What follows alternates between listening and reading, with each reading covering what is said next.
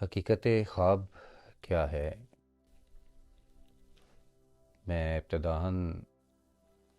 یہاں ایک بات حضور صلی اللہ علیہ وآلہ وسلم کی ایک حدیث کا جو مفہوم ہے وہ آپ تک پہنچاتے ہوئے ضرور کروں گا کہ آپ صلی اللہ علیہ وآلہ وسلم نے ارشاد فرمایا کہ نبوت کے جو تمام باب ہیں وہ بند کر دیے گئے ہیں ماسوائے بشارات کے۔ صحابہ کرام رضوان اللہ علیہ اجمعین نے استفسار کیا کہ یا رسول اللہ بشارات سے کیا مراد ہے؟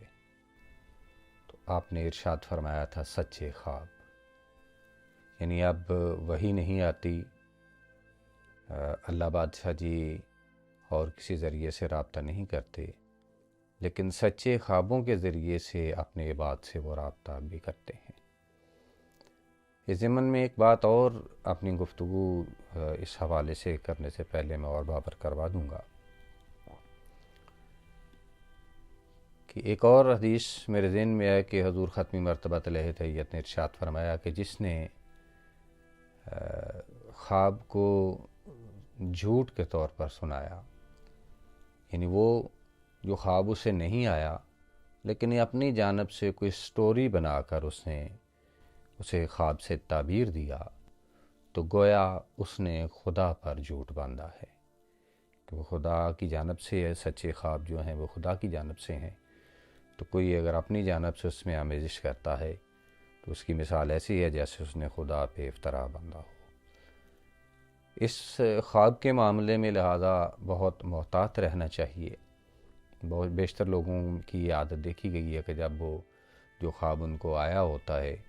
وہ خواب ہوتا تو مختصر سا ہے لیکن اسے پوری ایک سٹوری بنا کے سنا دیا جاتا ہے۔ خواب کی حقیقت کے حوالے سے میں قرآن مجید فرقان حمید سے بھی کچھ مثالیں لے سکتا ہوں کہ خواب کی اہمیت کیا ہے انسانی زندگی میں۔ تو انبیاء کرام سے بھی اللہ بادشاہ جی خوابوں کے ذریعے سے رابطہ کرتے رہے، جس میں مثالیں دے سکتا ہوں حضرت ابراہیم علیہ السلام کی، کہ جب انہوں نے حضرت اسماعیل علیہ السلام سے کہا تھا کہ یا بنیا انی ارا فی المنام، کیا میرے بیٹے میں خواب میں دیکھتا ہوں، تو وہ بھی حضرت اسماعیل علیہ السلام کو ذبح کرنے کے حوالے سے حضرت ابراہیم علیہ السلام کے خواب آیا تھا جسے انہوں نے سچ کر دکھایا تھا۔ پھر میں حضرت یوسف علیہ السلام کی بات کر لوں کہ جب وہ جناب یعقوب علیہ السلام کو آپ نے اس خواب کے متعلق بتاتے ہیں کہ اس میں کچھ ستارے ان کو سجدہ کرتے ہیں، تو جناب یعقوب علیہ السلام کا کہنا کہ یہ بات اپنے بھائیوں سے مت کرنا۔ وہ خواب بھی جب پھر جناب یعقوب علیہ السلام کو حضرت یوسف علیہ السلام نے مصر میں اپنے پاس بلایا تھا، تو تب حضرت یوسف علیہ السلام نے اس بات کا اظہار کیا تھا کہ بابا جان آج اس خواب کی تعبیر پوری ہو گئی ہے جو میں نے آپ کو سنایا تھا۔ پھر میں ایک اور خواب کی بات کروں، حضور صلی اللہ علیہ وآلہ وسلم کو فتح مکہ کے حوالے سے خواب دکھایا گیا کہ آپ کو فتح مکہ ہوگی۔ یعنی خواب باضابطہ طور پر ایک حیثیت رکھتے ہیں ہماری زندگی میں۔ اسی طرح خوابوں کی اہمیت موجود ہے، سچے خوابوں کی۔ برے خواب جو ہیں وہ شیطان کی جانب سے ہیں، اسی لیے منع فرما دیا گیا کہ جب کوئی برا خواب آئے تو اسے بیان مت کیا کرو۔ حضور صلی اللہ علیہ وآلہ وسلم نے ممانعت کی ہے اس حوالے سے کہ خوابوں کو، برے خوابوں کو لا حول ولا قوۃ الا باللہ پڑھ لیا کرو۔ اور بھی بہت ساری احادیث وارد ہیں کہ جب تم برے خواب سے بیدار ہو تو اپنی دائیں کروٹ لے کے سو جایا کرو۔ اس طرح کی کافی اور احادیث اس طرح اس سے ملتی جلتی علماء کرام بیان کرتے ہیں۔ تو اچھے خواب کی بات کو اگر فوکس کیا جائے کہ صرف اچھے کی حد تک، اس میں ایک بات اور میں قابل ذکر ہے، بہت مشکل ہوتا ہے کسی خواب کی تعبیر کرنا۔ خواب کی تعبیر کے لیے ایسا ممکن نہیں ہوتا کہ جو تعبیر و رؤیا ہیں، جو روایت پیش کرتے ہیں، جو خوابوں کو دیکھ کر ان کی تعبیر کے بتانے کے متعلق بات کرتے ہیں، آج کل تو ہم یوزڈ ہو گئے ہیں کہ کسی سے بھی فون پہ اپنے خواب کی تعبیر پوچھ لیں، جی اس خواب کا کیا معنی ہے یا کیا مفہوم ہے اس کا۔ تو جب وہ کسی سے آپ فون سے اس کے متعلق پوچھتے ہیں تو اس کی تعبیر جو ہے وہ کاملاً آپ تک پہنچا نہیں پاتا۔ اس میں کیونکہ ضروری ہوتی ہیں کچھ چیزیں کہ جو آپ کو خواب سنا رہا ہے یا آپ جس کو خواب سنا رہے ہیں، آپ دونوں کا بالمشافہ ملاقات ہونا ضروری ہے۔ خواب کی تعبیر بتانے والے کا آپ کے سرکمسٹانسز سے واقف ہونا ضروری ہے۔ آپ اس کے سامنے جب بیٹھ کے بیان کر رہے ہوں، بہت سارے ایسے سوالات ہوتے ہیں جن سوالات کا جواب اسے درکار ہوتا ہے۔ انسان طبی حوالوں سے اس کی طبیعت کچھ پوائنٹ آف ویو سے، جس طرح حکمت میں کچھ اصطلاحات استعمال کی جاتی ہیں، جیسے خاکی کہہ دیا جاتا ہے، آبی کہہ دیا جاتا ہے، بادی کہہ دیا جاتا ہے، آتشی کہہ دیا جاتا ہے۔ یہ انسان کی کچھ کیفیات ہوتی ہیں ان کے مزاج کے حوالے سے۔ جب حکمائے کرام کسی کے لیے کسی قسم کی کوئی حکمت کی دوائی وہ ڈائگنوز کرتے ہیں، اسے ریکمینڈ کرتے ہیں، تو اس کے لیے وہ ڈیفینیٹلی ہر شخص کا ایک اپنا مزاج ہوتا ہے، وہ اس کے مزاج کو ملحوظ رکھ کے اس کے مطابق وہ دوائی اس کو دیا کرتے ہیں۔ جس کی طبیعت آبی ہو، پھر کوشش کی جاتی ہے کہ اسے یا تو خاکی طریقے کے اسے کیا جائے۔ ویسے عمومی طور پر بادی کیفیت کو خاکی سے ختم کیا جاتا ہے، آبی طبیعت کو آتشی سے ختم کیا جاتا ہے، آتشی کو آبی سے ختم کیا جاتا ہے۔ یہ حکمائے کرام بہتر جانتے ہیں اصطلاحات کو اس حوالے سے۔ وہ آپ نے کچھ بھی اگر لاسٹ نائٹ میں کھایا ہوتا ہے، آپ کا وہ طعام جو آپ نے آخری رات یعنی حاصل کیا ہوتا ہے، ڈپینڈ کرتا ہے آپ کے خواب کا اس کے ساتھ بھی ریلیٹو ہونا۔ اگر آپ نے کچھ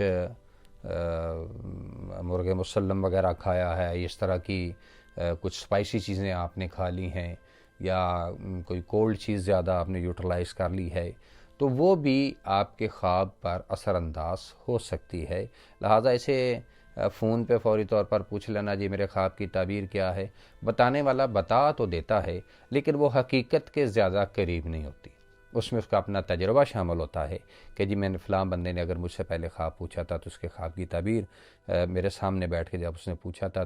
تو وہ میں نے یہ بتائی تھی اس کو، تو وہ کوائٹ سملر ہو جاتی ہے، اس سے ملتی جلتی تعبیر، اس میں زیادہ حقیقت کے قریب نہیں جا سکتا کسی صورت بھی اس میں۔ لہذا تعبیر کے معاملے میں ضروری ہوتا ہے کہ جو آپ کو تعبیر جس کی خواب کی آپ نے تعبیر بیان کرنی ہو وہ آپ کے سامنے موجود ہو، اس کے جو فیشل ایکسپریشن ہیں، اس کے باڈی جیسچرز ہیں، یہ سارے ملحوظ رکھنے پڑتے ہیں اس حوالے سے۔ لہذا خواب اپنی جگہ پہ ایک حقیقت رکھتا ہے، وہ جو جتنا زیادہ حقیقت کے قریب جو خوابوں کا امین ہو، یہ خدا کا بہت بڑا کرم ہوتا ہے اس پر۔ اور پھر حضور کا ارشاد فرمانا کہ خواب تب تک اس کی تعبیر کامل نہیں ہوتی، یعنی اپنی کاملیت کو نہیں پہنچتا کہ جب تک وہ اس کی تعبیر کو بیان نہ کر دیا جائے۔ وہ ایک طائر کی طرح، ایک پرندے کی طرح ہوا میں معلق رہتا ہے، اور جب بھی اس کی تعبیر کی جائے گی تو وہ زمین پر بیٹھے گا۔ اس لیے برے خواب کی تعبیر کرنے سے منع فرمایا کہ اس کے لیے تم لوگ لا حول ولا قوۃ الا باللہ پڑھ لیا کریں، اور برے خواب کی تعبیر کروانے کی کوشش نہ کیا کریں۔ اور بالخصوص جو تعبیر و رؤیا والے ہیں، میری ان سے بھی درخواست ہوگی کہ جب کوئی برا خواب آپ کو سناتا ہے تو اسے ایک دعا ضرور دے دیا کریں کہ اللہ مالک اسے محفوظ رکھے، لیکن اس کے خواب کی تعبیر نہ کیا کریں۔ اچھے خواب کی تعبیر ضروری ہوتے ہیں۔ مجھے خواب کے حوالے سے بات یاد آ گئی، ایک حدیث یہاں۔ ایک صحابی رسول حضور صلی اللہ علیہ وآلہ وسلم کے پاس آئے تو آپ سے اپنا خواب بیان کیا، کہنے یا رسول اللہ میں نے خواب دیکھا ہے کہ میں اپنی پیشانی آپ کی پیشانی پر رکھ رہا ہوں۔ بہت ہی خوبصورت خواب تھا۔ حضور صلی اللہ علیہ وآلہ وسلم فوری طور پر لیٹ گئے، اور لیٹ کے تو صحابی سے کہنے لگے اپنی خواب کو سچ کر لو، کہ گویا تم اپنی پیشانی میری پیشانی پر رکھ لو۔ کچھ تعبیریں ایسی بھی ہوا کرتی ہیں کہ کچھ ارواح مقدسہ کے ساتھ یا آپ کی محبت کا رخ جس کی جانب ہو ان کے ساتھ اگر ریلیٹو ہوں تو ان کی خوابوں کو پایہ تکمیل تک اس طریقے سے بھی پہنچایا جا سکتا ہے۔ تو اس میں جو خواب کی تعبیر کی جس طرح تفصیلاً میں بات کر رہا ہوں، اس حوالے سے آنکھیں بند کر کے یا ایسے کچھ بھی اپنے آئیڈیے پہ قطعی طور پر بغیر مشاہدے کے کسی کی تعبیر کو بیان نہیں کیا جا سکتا۔ امپورٹنس ہے اس کی، بہترین لوگ ہیں وہ، اور اس میں ملحوظ رکھنا، جس طرح کہ میں نے آپ کا جو لاسٹ ٹائم کا جو شام کا کھانا ہے میں نے اس کے حوالے کو کہا، اسے بھی ملحوظ رکھنا پڑتا ہے، آپ کسی پریشانی میں مبتلا نہ ہوں یہ بھی ملحوظ رکھنا پڑتا ہے، آپ کی طہارت کامل تھی، جس طرح کا خواب آپ سنا رہے ہیں اگر بہت پاکیزہ خواب ہے تو اس میں یہ بھی دیکھنا پڑے گا آپ کی طہارت کامل تھی یا نہیں تھی، آپ کے واجبات ادا تھے یا نہیں ادا تھے، یہ سب باتوں کو ملحوظ رکھا جائے تو پھر خواب کی تعبیر اتنی ہی زیادہ حقیقت کے قریب ہوتی ہے۔ اچھا، اس میں ایک اور مطمع نظر کلیئر ہو جانا چاہیے،